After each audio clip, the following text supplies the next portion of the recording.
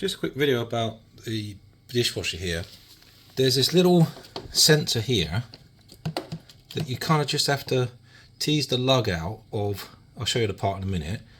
Clean that out, and then there's a clamp here you undo with pliers, push it in, put it back. Remember to put it back where the witness mark is, and then you've got to pull it off. It's quite hard. And inside here, sorry, there's this little thing that needs to unscrew. Oops, yeah, and that then allows you to take this thing out, which was full of junk, yeah. So this is where the clean water comes in, but you see it's, if anyone's ever put normal soap detergent in there, it will come up and get in there. So I'm going to take this outside and flush it with a hose and see if I can get some of this crap out, yeah. Because this starts clogging up your pipes and you get the E24 or E25, whatever it is, error. So let me just see if I can get that out. So just putting some water in this end, holding that there, putting some in there, you can see the filth coming out, yeah. Give it a bit more. I'm going to have to put some chemicals in this and a bit of warm water and just leave it in the sun. You see it all floating around in there?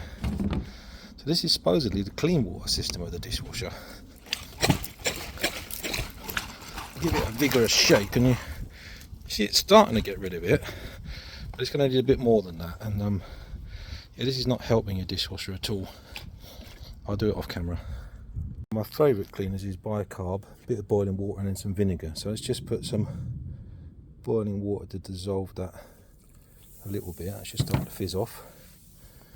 Well, Mrs. is going to hate me for ruining the table, but what can I do?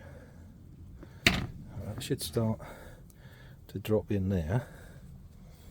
And let's put a bit of vinegar on top, white vinegar, all food grade stuff. Get it from your local DIY store, or I got it from Amazon. Hang on, I got to pause.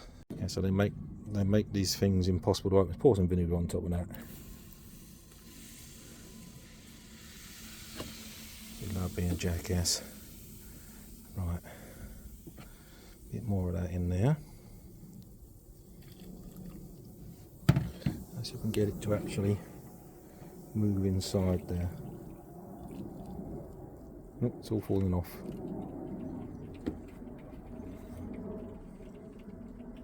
And maybe it's going to go in that hole there. I'll try it going in that hole. So it went. That's where the water comes in. Let me try that. Oh yeah, so pouring it in there, it started to fizz up a bit. So I've got to gradually work this round. I don't know if I can get a pipe cleaner in there or what, but slightly careful because it's boiling water. But it's starting to come off. Try and get it in there, look where that is. Anyway, I'm going to do this off camera, see what we get done. Okay, it's a lot cleaner now. So a combination of bicarb to foam up, you've got to get it in there, it's quite difficult.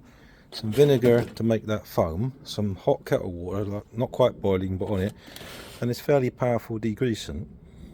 Get it in there, give it a good shake, and then keep flushing it through there like that at first, and then turn it round, and most of that's gone. I'm not saying it's totally clean, but it's much cleaner than it was. So then you've got to remember to put this rubber, give that a good clean. So the rubber goes on this side of the divide, and that goes on the dishwasher side, yeah, internal dishwasher. Then you've got to put the clamp on there, push it in, and the clamp goes towards the end, not the beginning, yeah. And the little sensor goes in there, it sort of screws in, or at least plugs in. So that's what I'm going to do now. That should make it a lot less picking up cruft. And the trick is that when you do the dishwasher over time, the tablets will naturally loosen this. But if you put washing up liquid, which you shouldn't do, or degreasant, something like that, which you shouldn't do, it will cause the grease to get stuck in here. It'll float to the top and solidify as it comes down, because this is cold water, so this gets blocked with all the crap, yeah, and that's a real no-no for your dishwasher. Okay, hopefully you found something useful, and bye-bye. Yeah, so push that right up against the plastic stop, and then put the clip back where you found it, and this thing here, let's see if I can do it.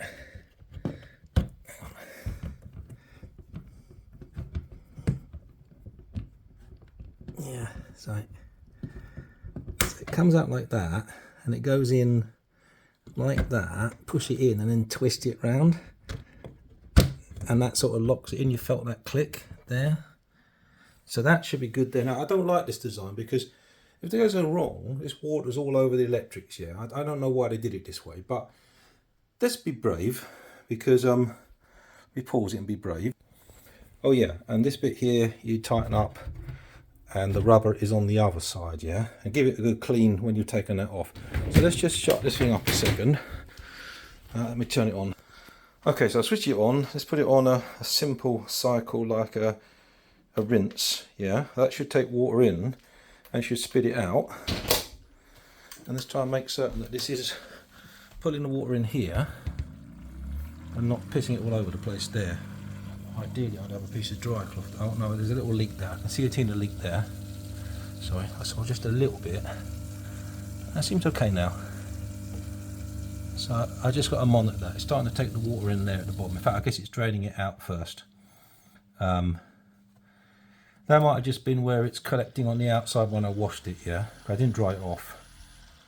So now it should begin to take the water in to rinse. And again, this is a lot cleaner. I mean, you got the whole, you know, I'm not saying it's like new, but the grease has come out. Yeah. Now there'll still be a residual amount of the detergent or the degreasant in there, and that could cause a problem, because if the foam gets too big, it goes above this layer here and starts dropping out. So you might want to put something underneath there just to stop it. And earlier today, even though I made a fix, I got the pump error, and the problem was in my under cabinet here, this hose at the bottom in the trap had got all blocked, yeah. So I fixed that and it seems to be better. So I don't know if it's going to work. It should do something. Not really much water come in there. I mean, maybe it's a little reservoir it stores in there, but you know, the water comes in here somehow, unless it's because when it's spinning around, I don't really know how, to be honest, because there's the hole there, so I can see the water comes in when it's spinning round. So whether this is a reservoir, I don't really know, but ordinarily this is filled with water, and it isn't right now. So I don't understand the mechanism of these things.